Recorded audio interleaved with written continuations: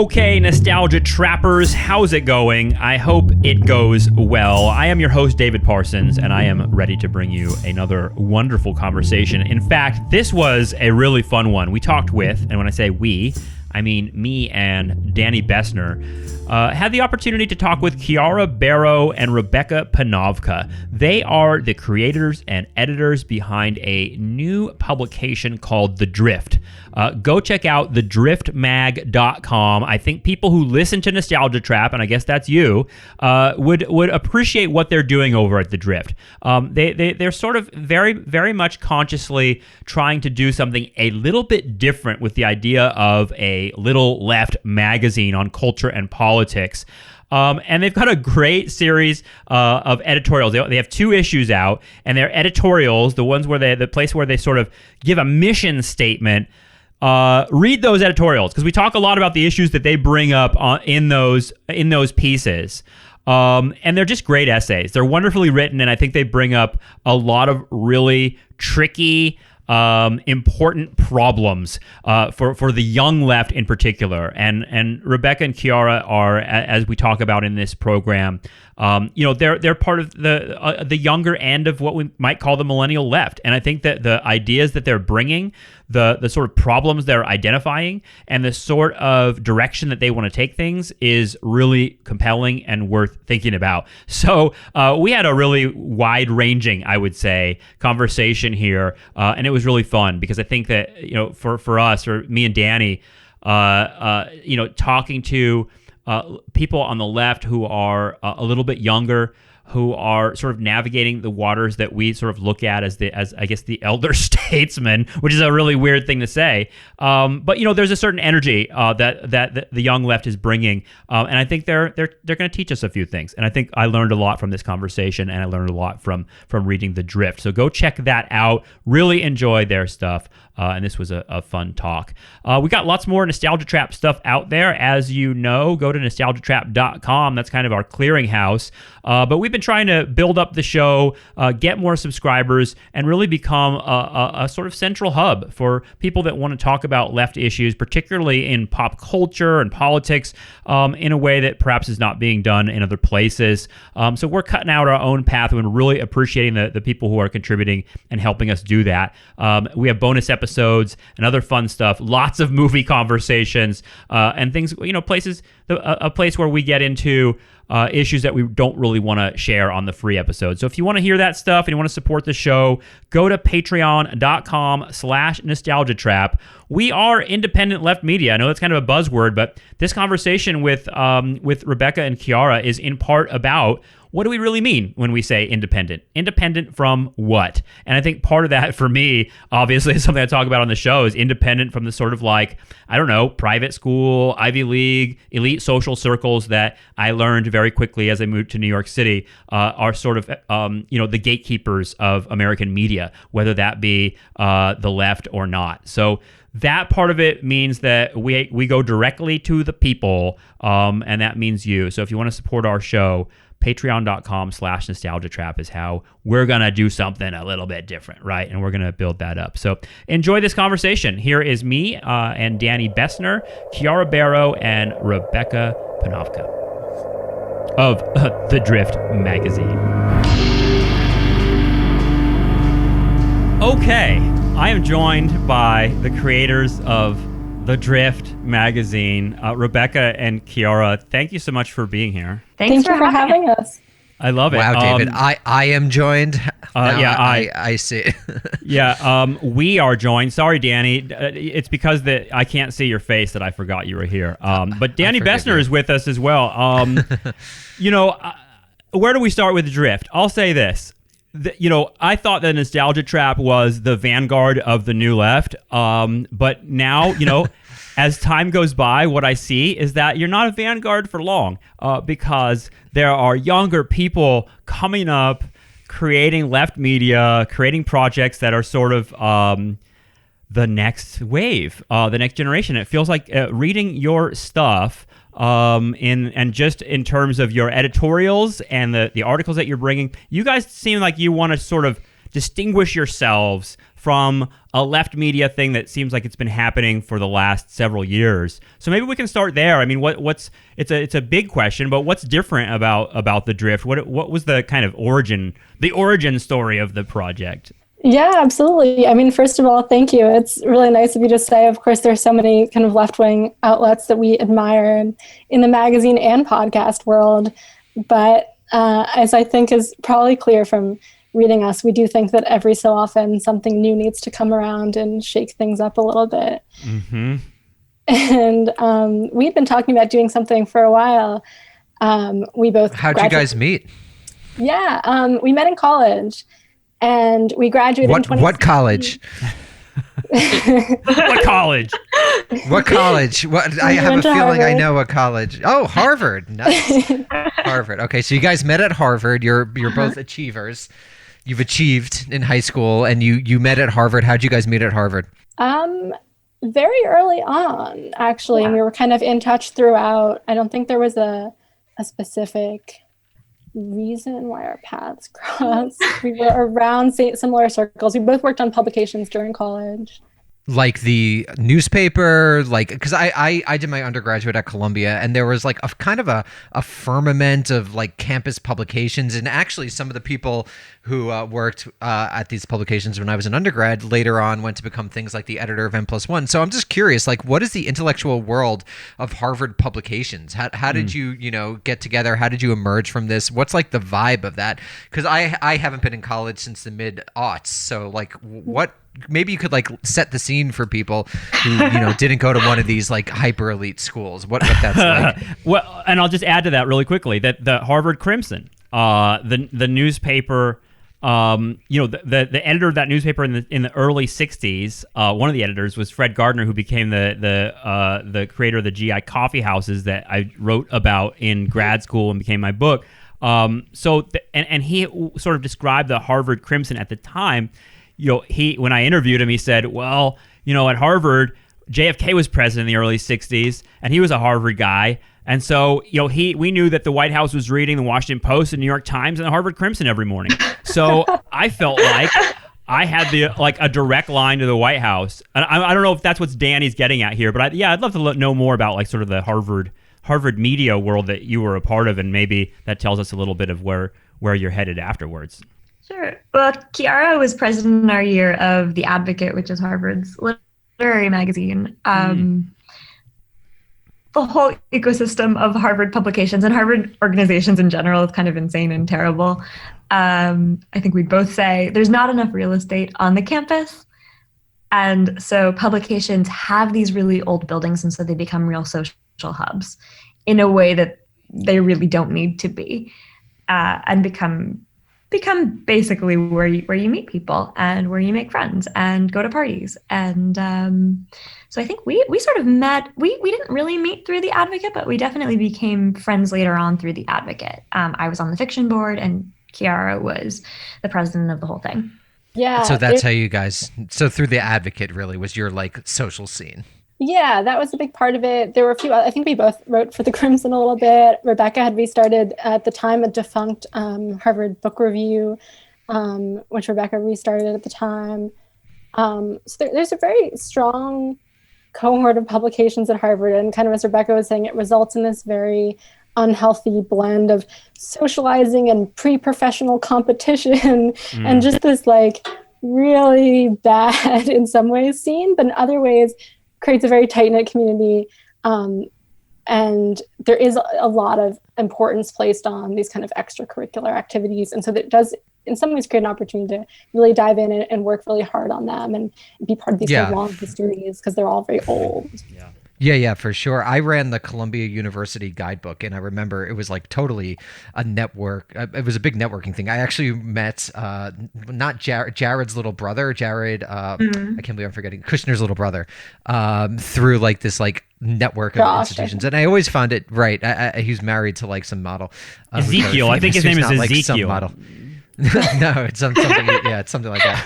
But I always found it interesting because, like, just going to these schools, they really like prepare you to be masters of the universe. And I think it's relevant because I think one of the things that at least you guys expressed in your first op-ed was that one of the goals of the Drift is to like set out, like not do that, basically not reproduce these like hyper elite spaces. But of course, you guys are both coming from Harvard, so it's kind of an interesting thing to do going forward. I don't know, David, if you want to add to that. Let me read because I had this up, Danny. I think you're hitting on something that I wanted to get to, which is you're on your about page on the Drift, which everyone should go check out, thedriftmag.com. It says the Drift will introduce really great new work and new ideas by young writers who haven't yet been absorbed into the media hive mind and don't feel hemmed in by the boundaries of the existing discourse. And I'm like, ooh, there's many thesis statements there. And one of them is media absorbed into the media hive mind. And it feels like part of what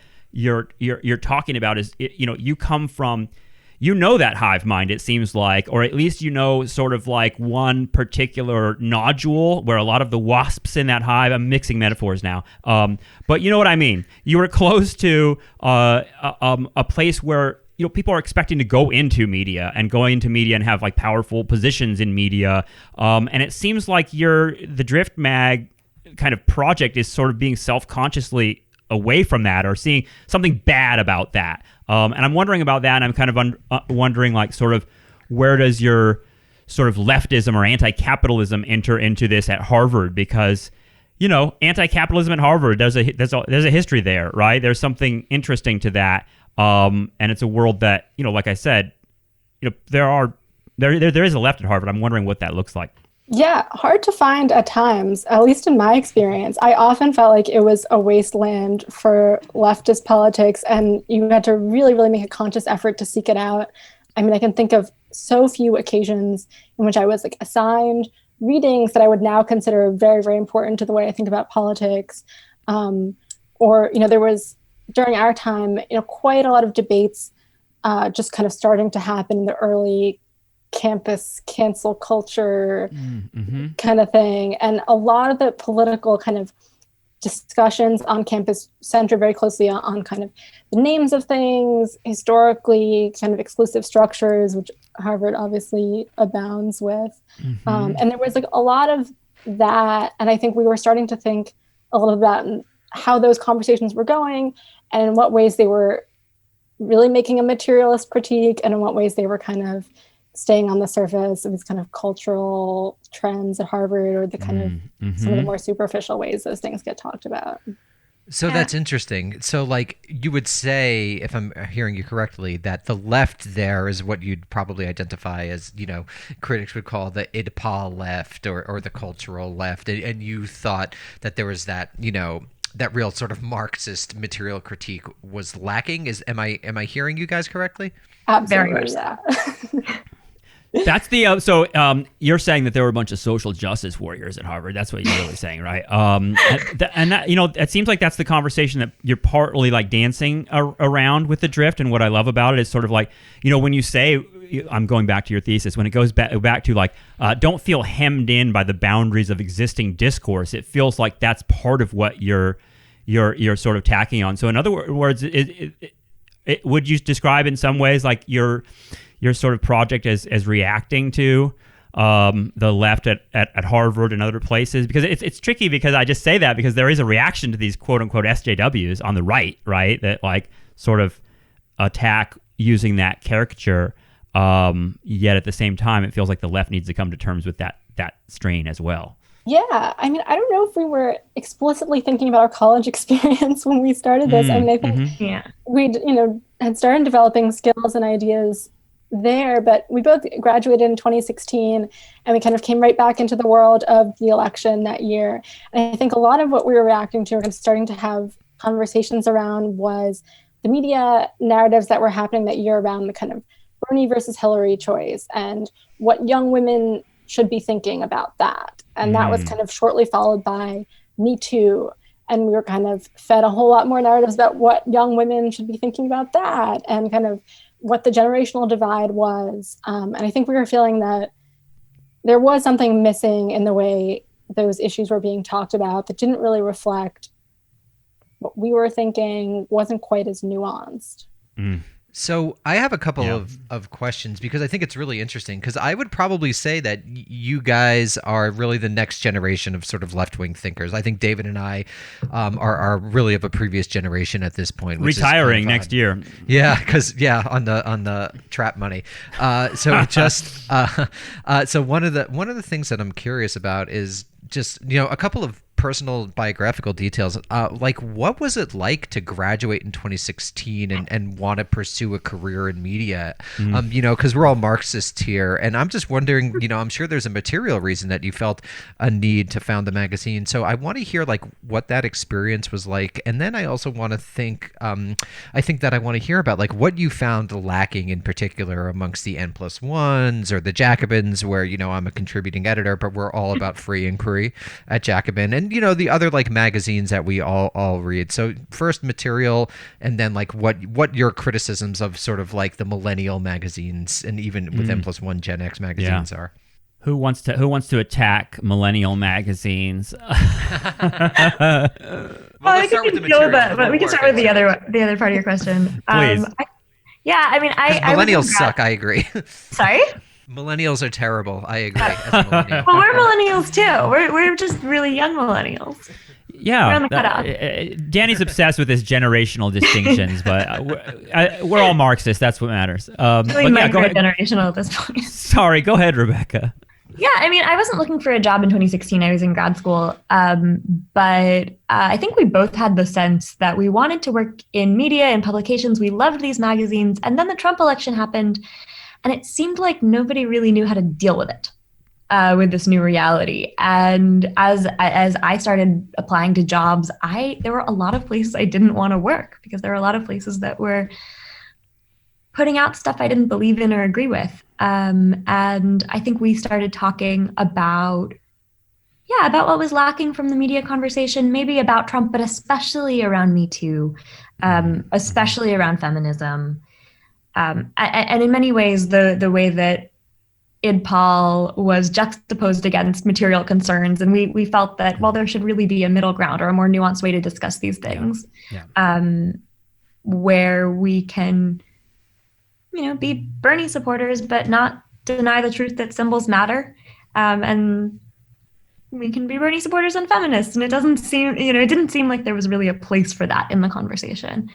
And it didn't seem like there was a place in the conversation to be a feminist who really strongly critiqued Me Too, and the way that the media handled that. So I think the drift came from a place of being really frustrated with all of the magazines that we loved and had loved all through college, and really up to the point of the Trump election where everything went haywire and no one knew how to deal. I think that makes sense. I mean, the Me Too thing came to remind me where it all came from now, because now I feel like hashtag Me Too isn't as operative as it was in previous years, but there was I feel like the left used to not be able to criticize Me Too, and now the left can criticize Me Too, which means that it's not as powerful as it used to be. So bring us back to 2016 and let us know. But I am really curious if I really am curious to hear like the specific criticisms of what you found lacking, and we won't name names, but in sort of the little magazine world, you thought that they were just sort of providing obeisance to a Me Too politics that you disagreed with. You thought that they weren't reflecting the interests of people who are in their mid and early 20s. I'm just like curious about that too. Yeah, there are a few things. I think a lot of the press felt the need to pose itself as this vanguard of resistance against Trump. And that's kind of passed a little bit too. But that led to a bunch of posturing and a bunch of kind of writing around nuance that frustrated us. And I know that we both started listening to podcasts kind of around the time of the Trump election in a more serious way, and realizing that there was room on the left for a lot of discussion that was not getting picked up in the pages of magazines.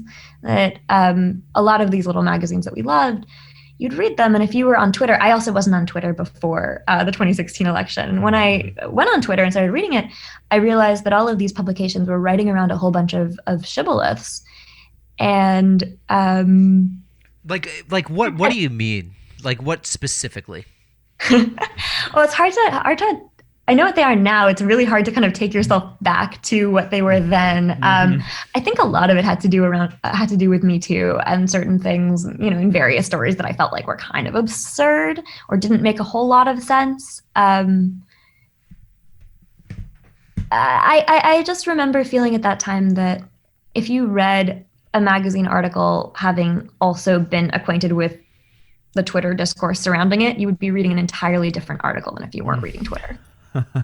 Yeah, I think we started to have the sense that a lot of the stories we were reading were really these kind of media gossip stories or like small workplace incidents that like in any other industry would not make the pages of so many different magazines.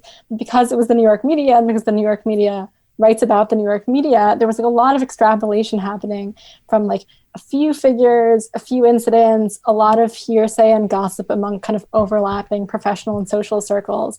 And I felt like if you were not in on that, if you were not going to the same parties, like you weren't necessarily getting the same experience from reading these pieces because they would like arrive in the pages of the magazine kind of straight from those places. Yeah, I remember realizing this.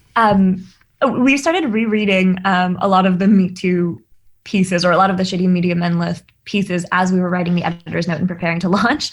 And what stunned us is at the time we'd read these pieces and been kind of fascinated, but hadn't known who any of the mostly anonymous figures described were. We hadn't read the Shitty Media Men List, didn't know, most of the people on there, with the exception of the particularly famous ones. And then we kind of had been in New York, had met more people, and rereading them, we could figure out who everyone was.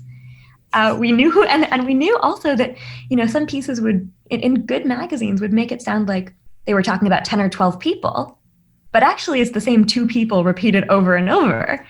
And we realized, okay, this is actually just gossip about people who you've been annoyed by in the past. And not that some of the Me Too offense, I don't also want to minimize Me Too entirely. There is a real sexism problem in this country. Sexual harassment and workplace sexual harassment are real problems in the media and elsewhere. What struck us as hypocritical is the fact that like the media world had been totally fine with these things until Trump's election.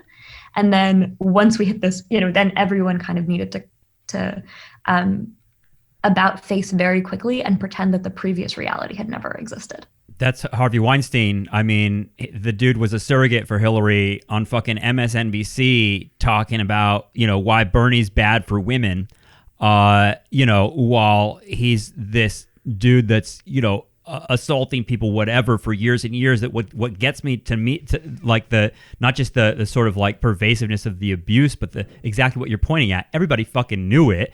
And that as soon as Trump is president, we're like, we got to throw out our dirty laundry, basically, because misogyny is going to be a way to attack Trump, although that didn't seem to be really the angle that they went for anyway. They went with Russia. They went for delegitimization, right, on a political level. Right, yeah. because all those pictures of Hillary Clinton with Weinstein and everything like that stuff matters. I mean, it does matter. When I see that stuff, I mean, honestly, it maybe changed my perspective on everyone in Hollywood, even though I already knew they were a bunch of aliens. But like you hear, look at Uma Thurman, and I'm like, Jesus, like you just fucking worked with this guy for like 20 years and like sent other actresses to go hang out with him and just hope that wouldn't happen to them. I mean, this shit is insane, and it like indicates to me like a whole other level of inhumanity. But what I want to get at thinking about the Brooklyn parties that you guys bring up, which we've never been invited to. Speak for yourself, Danny. I've been in rooms with a number of Jacobin writers all at once together. Seen them in person. I've been not at the just on Twitter. N+1 loft several times. The Verso loft, etc. The thing that I didn't realize either, and I think that it's what you guys are speaking to is exactly this, which is sort of like when I started hanging out with Brooklyn writers and New York people and stuff like that, and knowing a little bit more who they were and who I was supposed to hate if I was friends with them, that sort of thing. There's like this. Realizing there's this whole social world, that the social world is sort of like in the politics of these magazines. Like there's a story about some political kind of piece about whatever it might be, but it's like I can almost read that like little parts of it are subtly being used to troll other people that I know that this writer hates.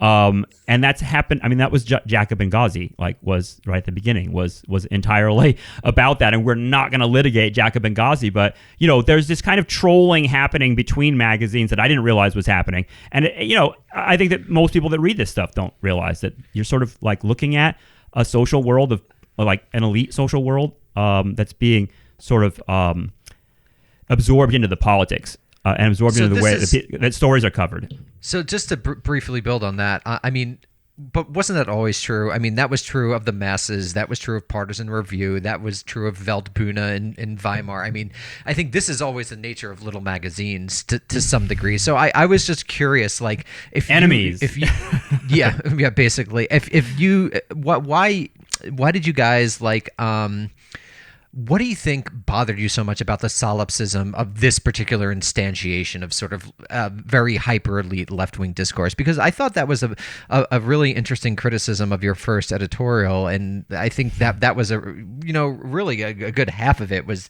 that you felt these early COVID diaries were very solipsistic and navel-gazy, and everyone's writing the same kind of boring piece but presenting it as sort of this historical achievement. And I was just so it's interesting to me, and just because to situate you guys and myself, on some hand you're part of it. I mean, you went to Harvard and were part of these hyper elite publications, but on the other hand you're trying to break into these networks in some sense. Is that correct? And then what was that social experience like, and how does that relate to the Drift's founding? Interesting. Yeah. As you say, yeah, it's not to kind of cast ourselves as these outsiders. We very much did go to Harvard, but I don't know how much that figured exactly in the founding. I mean, Rebecca was in grad school in the UK for a couple of years. I worked in book publishing right out of college, which is, of course, very adjacent, but not quite in the little magazine world. And then after that, I bounced around a little bit. So I don't think we had the sense that these worlds were kind of open to us. And I obviously we did have huge privilege in going to Harvard, but it did not. It didn't seem to us or our friends that it was somehow easy to get published in other magazines. Could you speak to that more? That's really interesting, because I think these networks do become closed at some point, right? I mean, I feel like M+1 will have its stable. We're not naming names, sorry. Or what all these magazines will have their There's just going to be a bunch of 40, beeps out in this thing.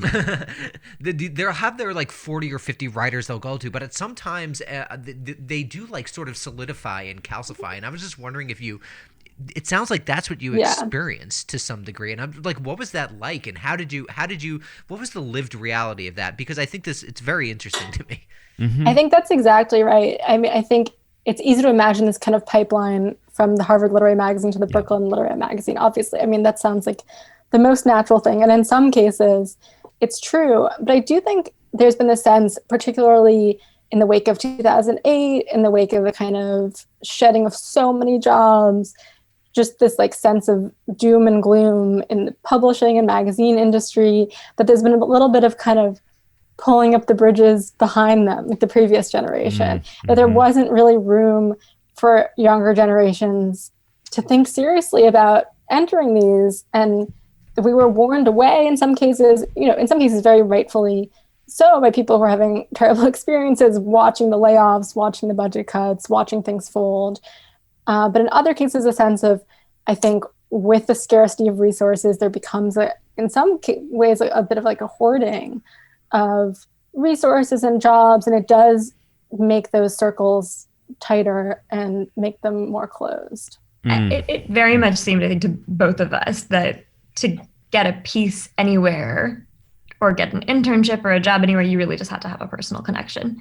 And that usually didn't have to do with just having gone to Harvard. It had to do with your family or someone you dated. It seemed very much like you had to have some very specific personal connection to one of these little magazines. And that's so arbitrary because their staffs and their boards and donors are, it's such a small group.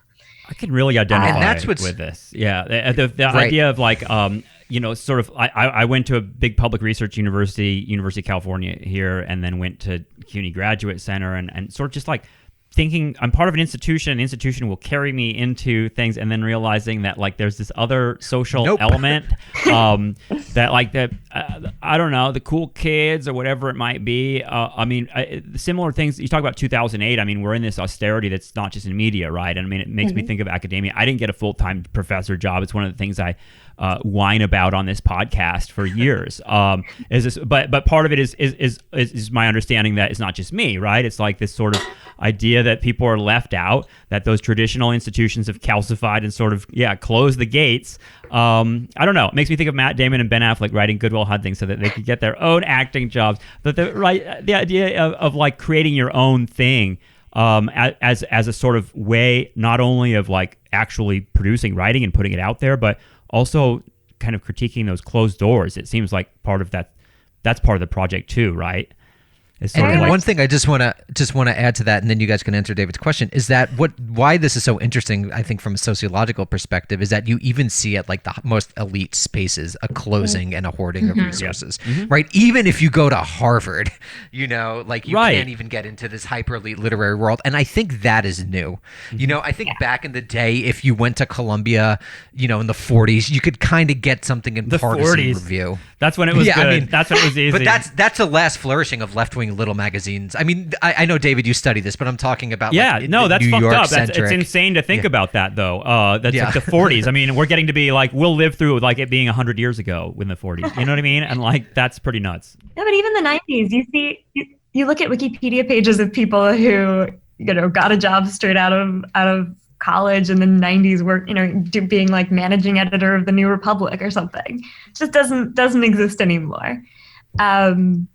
But yeah, I think one of the things that we care a lot about is leaving the gates open to the drift.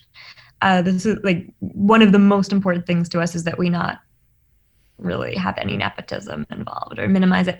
For the first issue, obviously, we had to go to our friends, and our friends had a huge advantage in getting articles in the drift just because we hadn't publicized who we were or what we were doing.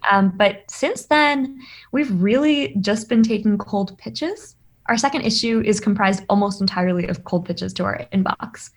None of our friends from college, a couple of people we had known, like that I had known in the UK, but otherwise just people who pitched us. We want to be very open to whoever is not getting published elsewhere and has stuff to say. That's a really interesting model, like eschewing like friendship and relationships. You're sort of like no, that's where things get like it's where in the bonds of the social that we get corrupted. It's a really interesting idea. We also want to be friends with the people who write for us. Of course, right.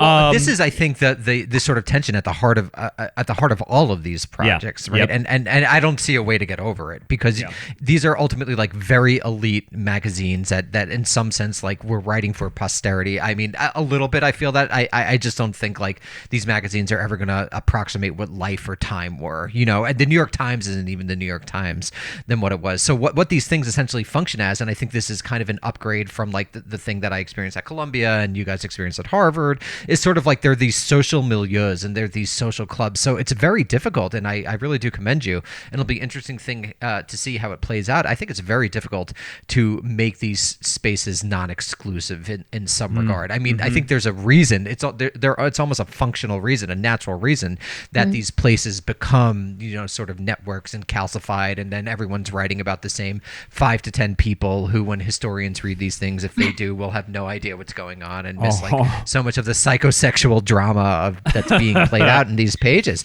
But I think it's a really interesting project, and I think it also reflects the sensibility of a different generation. Like, I wonder if when the guys who founded, I think it was mostly men and maybe one woman who founded N+1 in, what was it, 2004 or 2005, what their project was, because I doubt they you know, and I have to say I really do like N+1. I've published for them before, and I'm publishing for them again.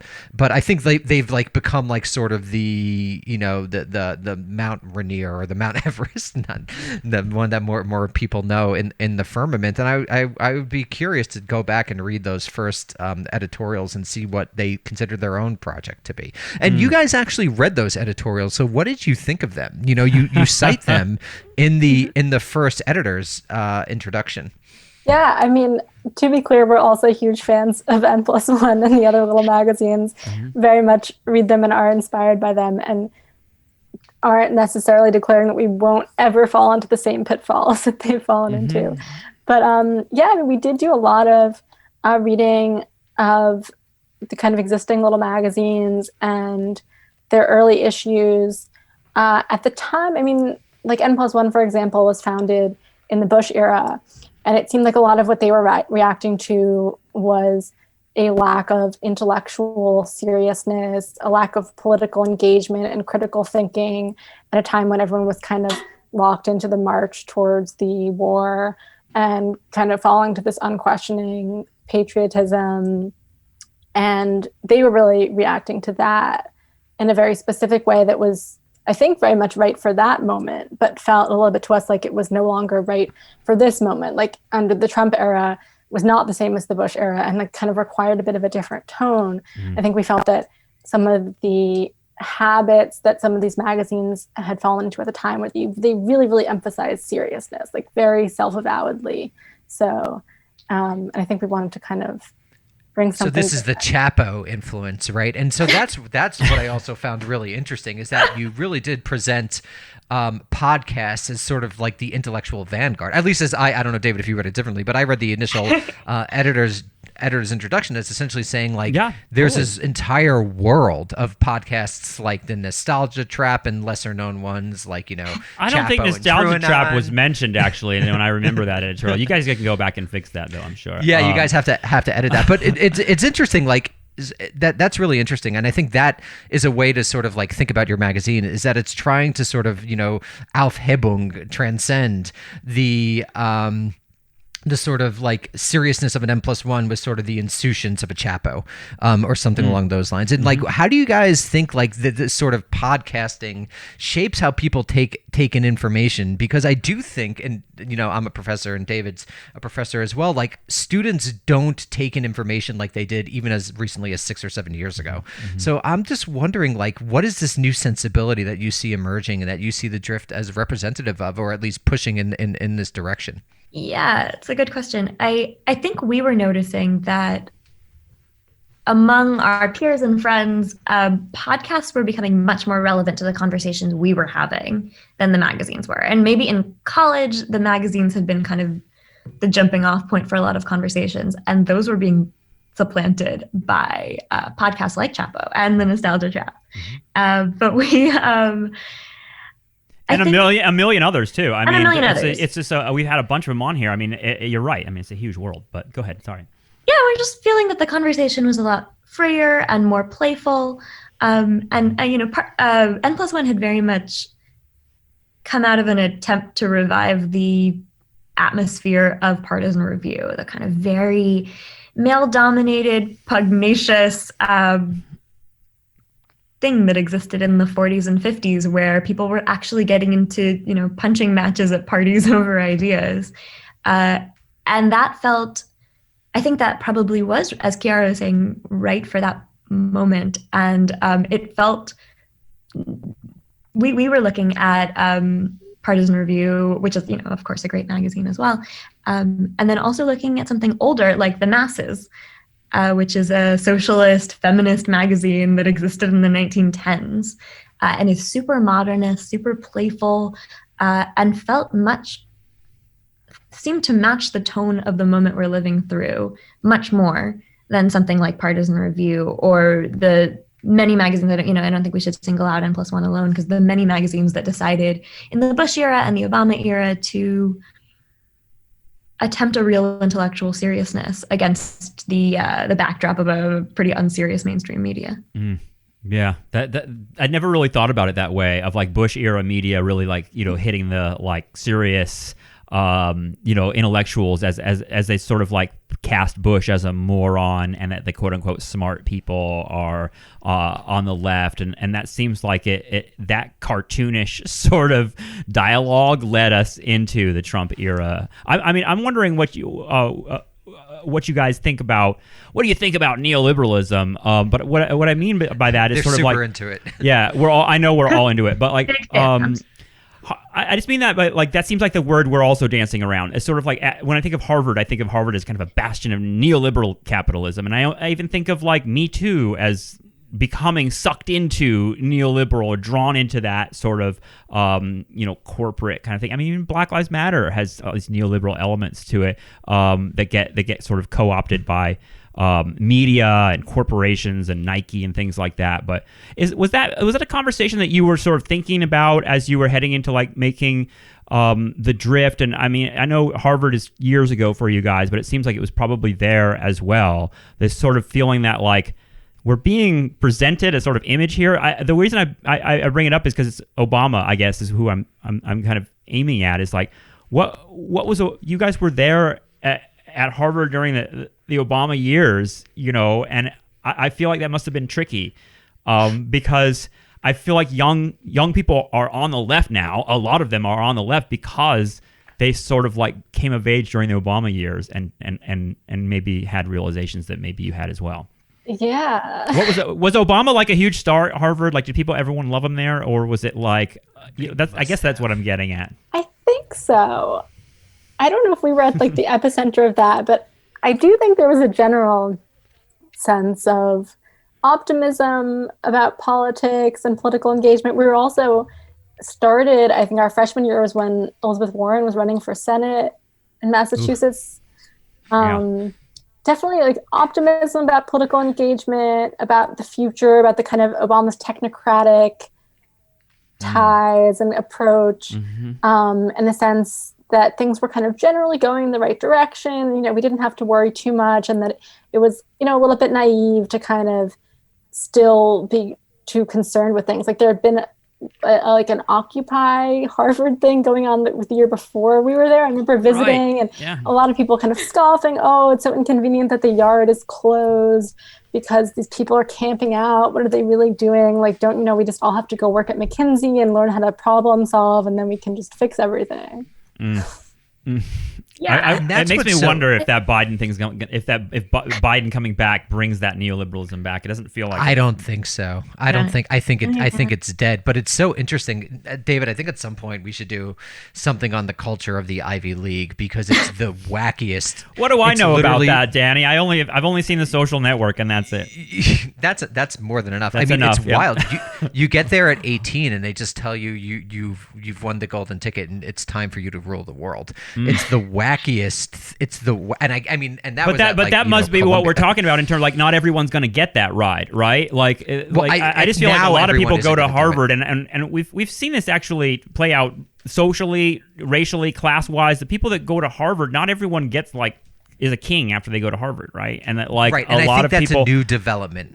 Okay, because there are people that are at Harvard that are on scholarships. That are from classes that they're going to drop back into when they leave Harvard. I think it's right. I think it's also that the economy has just become so stratified that and I think what Kiara and Rebecca were talking about in terms of the sort of elite literary world is just a microcosm of what's happening in the entire economy, right? Like even Goldman Sachs has only so many jobs now, with the efficiency and everything. So you see essentially the winnowing and the hollowing out of the hyper elite, and I think you're going to see a lot of anger, which is why I think the Biden administration will be very interesting to see what they do on things like student loans. I mean, I don't think anyone who goes to Harvard has student loans, right? They're forgiven or something, the specific whatever. But I think you're going to see a turn in the Biden administration, and it's reflected by who voted for him, is to basically sort of soothing the upper middle to lower upper middle classes.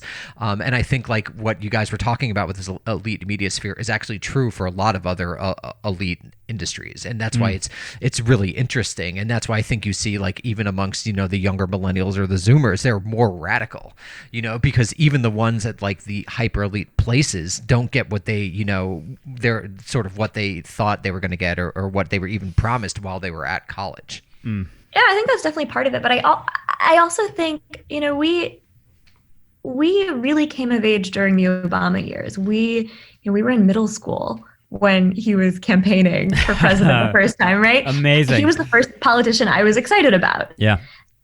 The first politician I made phone calls for in, middle school. Wow. Probably totally ineffective. But Can't He imagine won. I convinced He anybody. won, Yeah, so yeah. maybe, yeah. I'll take credit. Okay. But yeah, I think we had this, at least I had this sense, and there was this sense around us in college that politics was kind of going to take care of itself. And yeah, like nothing was working and we were drowning too many places. But, if we wanted to kind of be literary or artsy people, we didn't really have to pay attention to that. And other people were competent.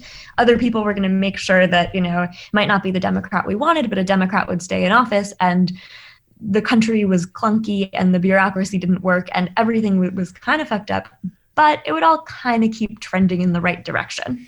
We didn't have to think too hard about it. That at least is my sense of what the general sense around me in college was about politics. And I think that's totally changed with the election of Trump.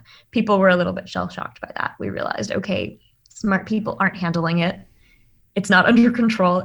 A Democrat is not always going to win. Things are not going to get better. Things can actually get a lot worse.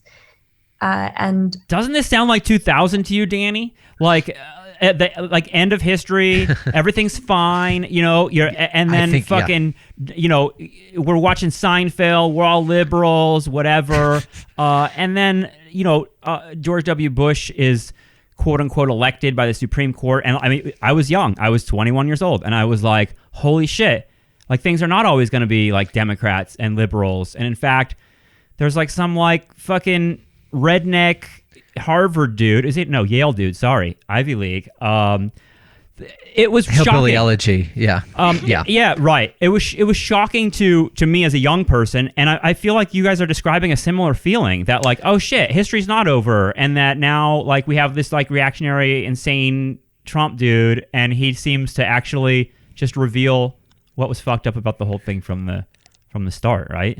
And David, doesn't it seem like, and Rebecca and Kiara, I'm curious what you think. I mean, one thing that I always say about like the millennial leftists, or basically my cohort and David's cohort, is that one of the reasons we became leftists is because we were promised so much growing up in the 1990s, after end of the Cold War, the end of history, capitalism, blah, blah, blah, and then like the profound disappointments of Iraq, Afghanistan, 2008 recession. But it's interesting. It seems like, and I don't know what you guys think about this, like it seems that Trump sort of served that same function, but it reflects the larger, I mean, like, again, we're all Marxists here. It reflects the larger sociological or political economic reality that even for the middle and upper middle classes, and I'm not saying everyone in this conversation comes from that class origin, but people who went to college and who went to graduate school or what have you, that there's just no space for them to go really any longer, and so you have this like turn amongst the chattering classes to leftism. Because correct me if I'm wrong, guys. M+1 was like vaguely liberal at the beginning, but it was not an avowed leftist magazine by any stretch of the imagination, I don't think, right? That's a relatively recent development. I have no idea, actually. Is that true? Yeah, I don't know when it switched. I think maybe with Occupy. Yes, I think Occupy is a big moment for M+1. Yeah, but it does seem like it's like this disappointment, this like shattering of expectations that partially explains, both in your guys's situation and in mine and David's, this like significant turn to a socialism that just wasn't an operative political category really until 2015 and Bernie's run.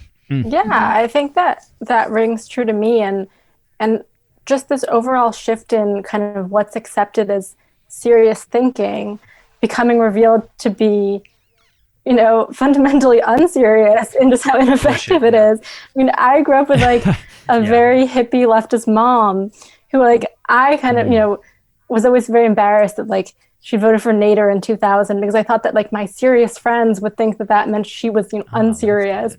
And then I kind of had a whole arc of coming back towards her side, having moved away. I think, this idealism is, not pragmatic, to kind of coming back around to like, oh, actually, you had some points all along, and we've ended up back on the same page.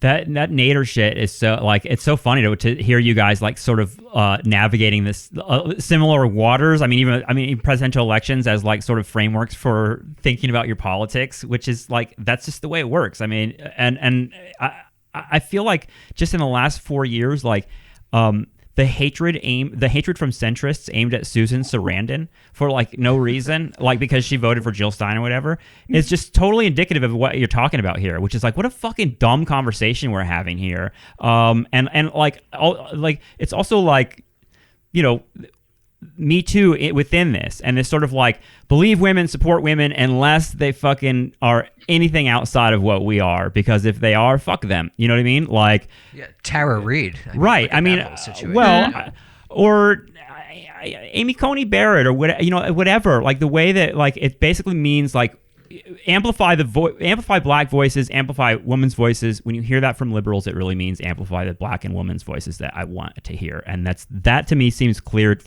to everybody, and it's something that is making, I think, liberals look really, really illiberal in a lot of ways, if that makes sense. Well, yeah, and David, as you know, I think the Sorry, I foundation of ranted modern- about Me Too just now. I didn't mean to. No, we'll cut it. Don't worry. I think that, as you know, I think one of the projects of liberalism after 1945, I mean, it's totally based on a liberal premises by basically shutting out different political alternatives, and the very institutions of the American state are like profoundly liberal. So as you guys sort of chart the Drift's path forward, where do you see it going? Where do you see your place in this firmament of left-wing magazines? Yeah, I mean, a lot remains to be seen for us too, I think. In some ways, we're going issue by issue, and excited to work with young writers who are interested in. We work with a lot of people who are writing for the first time, whether for public audience because they're academics or just in general. So I think we're kind of excited to see where those projects take us. And definitely there will probably continue to be an element of a media critique, a bit of feistiness in our editor's notes, as we've come to expect. Mm-hmm.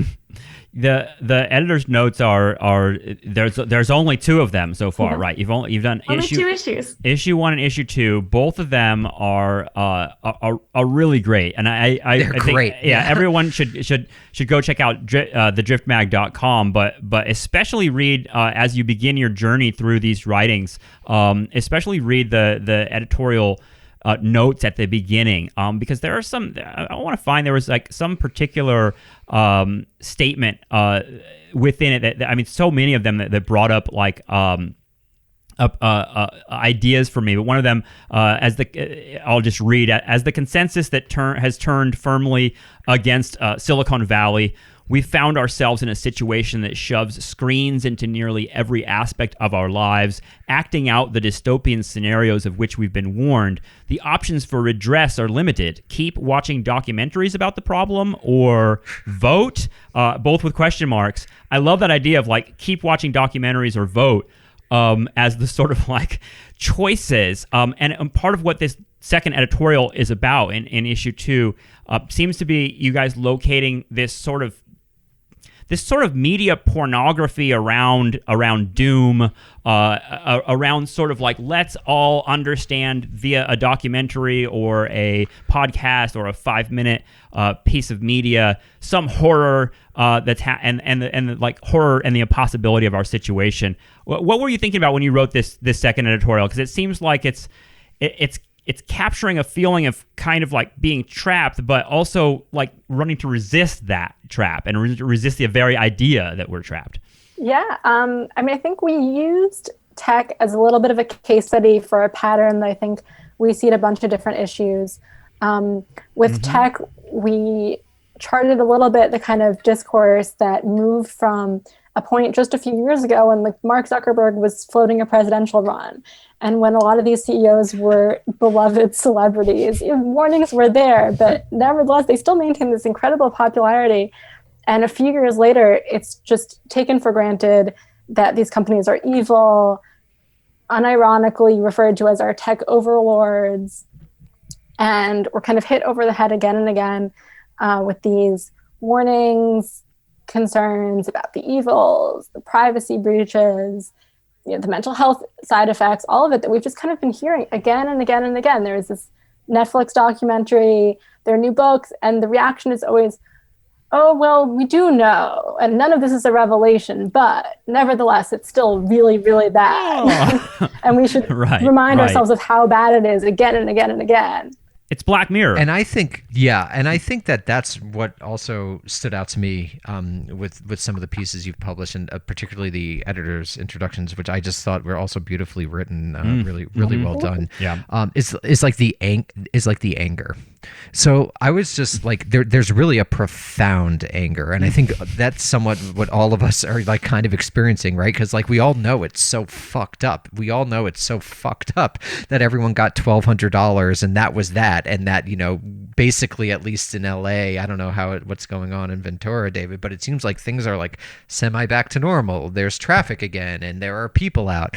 And I was just wondering, you know, with you guys being here as representatives of the younger millennials, like what is so angering to you about what we're going through right now, and that to me seems like one of the major impulses behind the drift, at least in some regard, is to express this anger. You know, the anger of a Chapo trap house, of a nostalgia trap, etc. I think is really in this type of publication. I was just wondering if you had any thoughts about that. Yeah, I mean, I think this is a moment to be angry. The pandemic, but even before the pandemic has been kind of we've just been faced with a totally dysfunctional, crumbling governmental system. We've just been kind of told, or at least the beginning of the pandemic, we were kind of just told, well, go home and just sit inside all the time. And that's if you're privileged enough to be told that. And I think we were just kind of flabbergasted by how quickly everything could fall apart. Once again, right? In the same way that we were flabbergasted that somebody like Donald Trump could win the election. We were just really shocked that things could go so badly, so quickly, even for people who are, you know, not essential workers, who are not being forced to be on the front lines of this terrible thing. And it does seem like things have gone back to normal, but in a lot of ways, although it seems like they're trending in the other direction again. But there's this total disjunct between what's logical and what we're all doing every day. Yeah. And there's a total vacuum of policy. I'm not saying anything original here because the problems, I mean, this is kind of what we were talking about in our second editor's note. Exactly. The problems are so well known, it's not even worth re-articulating. Right. Yeah. It's just like, okay, so I'm supposed to vote for Joe Biden and that will make it go away? Not really. People can kind of go out in Brooklyn and party on the street for a day, but that doesn't really change anything. Mm-hmm. Yeah, I think we were just very frustrated with the lack of any avenues to address any of these problems that, as Rebecca was saying, are so well known. And in the media, at least, the hope is that by somehow continuing to repeat them in, you know, louder voices with more capitalized letters, like the Times editorial page was going all caps, end our national crisis, vote, you know. And it's just, you know, if we say the same thing louder, maybe like something will change, but you know what exactly? We keep reiterating these problems. And then there's the kind of reaction to get mad at the media. And we tried to be a little bit self-reflective on, you know, getting mad at the Times for their bad headlines also kind of only goes so far in terms of solving any of the root causes, and that there is a lot of misdirected, which you guys pointed out. A lot of misdirected, I think, political frustration that then becomes this inward kind of cyclical anger at the media and each other. Exactly. Like literally. I mean, honestly, like I feel it myself. And when I see like horrible things happen, I get mad at my own generation and the rest of the left. And it's the left always does this, you know? Mm-hmm. And I'm like on Twitter, I'm like, why don't you make another podcast where you smoke pot and talk about John Carpenter movies? That'll fucking help. Like, and you just get really mad. But it's part of that larger sort of feeling of total of impotence, of feeling like you can't do anything, and that Joe Biden is I mean, this stuff was a joke when it was John Kerry. It was a joke when it was Bill Clinton. It was a joke when it was Barack Obama. You know, all of them are servants of capital, and I think the more people understand that, the better we'll be. But it's also a media environment that's really stupid, as you guys point out a lot. Yeah. There's this great line. Go ahead. I'm just going to put two things. I think like one of the big things is that our generation or generations have never experienced like death and destruction like previous generations before the boomers. And I think that actually limits the potential of political imagination and the ability to get things done. But even probably more important, there's just a material reality than Trump has been fucking great for business for a bunch of these organizations. The New York Times was not doing well before Trump. MSNBC, CNN were not doing well before Trump. Fox was doing pretty well, but all of these organizations were actually doing pretty shittily, and Trump really saved them in like a real material way. And so I think that's also going to be something really interesting to see going forward if we're doing a little bit of media critique here. Which is like, what are they going to do in the absence of this like massive boom to business? What's Stephen Colbert going to talk about now? Exactly. What's Rachel Maddow going to talk about? I mean, what's CNN? What are the New York Times? What are they going to talk about? I mean, they're clearly, they don't even publish the leftists they have. You know, are they going to invite more leftists on? It's a very strange situation. And David disagrees with me, I think, on this, but I do think it's generational to some degree. The boomers and later Gen X are just holding on to positions of power that in previous generations would have, at least some of them would have gone to people younger. Or it's like Arthur Sulzberger, you know, these scions, or like all the people acting in movies, or like the sons and daughters of famous celebrities, or like it's Cassie David, Larry David's daughter. Dude, I mean, I don't want to interrupt you, Danny, but when we were talking about the Amazon show The Boys last week, I didn't know that the main guy is like Dennis Quaid and Meg Ryan's kid, and I was like, fuck, like it's all of them. It's every industry, particularly the culture industries and the elite industries. I think like the nepotism is off the charts at this point. It's ridiculous.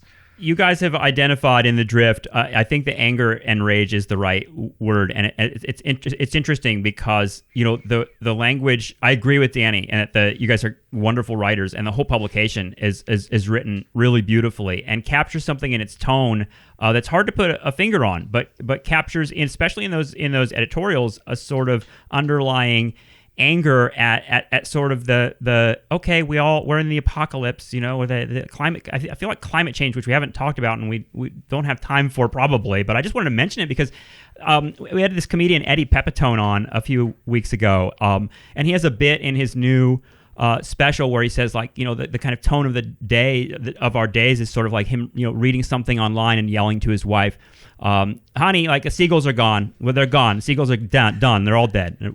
And like the kind of like, just no more seagulls, honey. And the idea that like we just kind of like, that's something that we like pass through on our screen really quickly. These sort of like, it's banal. It's like banal to hear another piece of ice shelf as large as Manhattan just sunk in Greenland. And, you know, it seems like it's a real road to nihilism, and a road to sort of, and it seems like that's part of what you guys are intervening in too, is sort of like, let's get away from a sort of ironic LOL about that and sort of look at that head on. I wonder if that's part of what you're trying to ask us to do, is sort of like just look at the situation in a different way. Yeah, in a big way. I think we're so inured to hearing bad news and hearing apocalyptic news.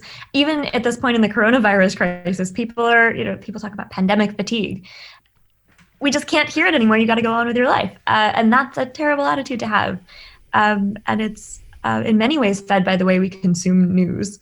What we've been trying to tell people, or what we've been trying to do in the magazine, is let's look at these crises as symptoms of much larger trends. Let's not just freak out about the latest coronavirus figures, but look at coronavirus as something that is part of climate change, part of the way that we've built up a globalized world that can't sustain itself. So we've been trying to take the long view as much as possible. Explaining coronavirus in terms of climate change, I mean, that stuff is great. I mean, those are really valuable connections to make. I love that you're sort of like important. Yeah, and honestly, like in terms of the like whatever, we're all rejects from the elite that we were promised. It's like, okay, well, we need to avoid creating another elite, obviously. But there's like I always say, there's an army of talent out there. I mean, there's just so many people that can, like, I mean, they're geniuses, right? I mean, geniuses everywhere. I think that's part of what the internet revealed to us, is that it's not just like one expert at anything, but there are people that are everywhere that can do amazing things. So it feels like that's part of what you're doing too, and I really appreciate that. Sort of like, I don't know, there's always going to be a clique, but like trying to trying very earnestly to get out of that clique seems like a smart step. I don't know. I like it. I appreciate it. I love the drift and what you guys are doing. That's what I wanted to say. Thank you so much. Yeah, I was just gonna agree with that. Yeah, I in like a little preview for people, I'm actually writing a review of the Call of Duty Black Ops Cold War game for the drift. So I'm excited to connect it to these very large trends, and I just wanted to just echo David. And I think you guys are doing really important work, and I think this magazine's going to last. And just thank you for talking with us today. Yeah, it's been great. Yeah, thank you for having us on. This has been so much fun. Of course. And we would love to hear from you again as your project develops. Send us some of your writers that we'll be requesting, because there are a number of pieces that connect. As you flick, people that are listening to Nostalgia Trap, go to thedriftmag.com. You're going to see a lot of stories and articles and ideas that correspond directly to a lot of stuff we're playing with on this podcast, including unconventional leftist takes on James Baldwin, on climate change, on the AIDS crisis and how it relates to pandemic. I mean, it's a really vibrant, cool set of articles, and I'm very much looking forward to reading more of it and talking with you guys again. Thank you so much. Appreciate it. Thank you. Thanks so much. Okay, huge thank you as always to Danny Bessner and to our guests Rebecca Panovka and Kiara Barrow. I had a really fun time talking with them, and I know Danny did too. I think that they brought some ideas to us that we'll be unpacking on the show for a while. So I hope you enjoyed our conversation. There's a lot more Nostalgia Trap stuff out there, and a lot more stuff on the Drift. Go to thedriftmag.com, and if you want to support our show, you can do that at patreon.com/nostalgiatrap and be a good supporter of independent left media.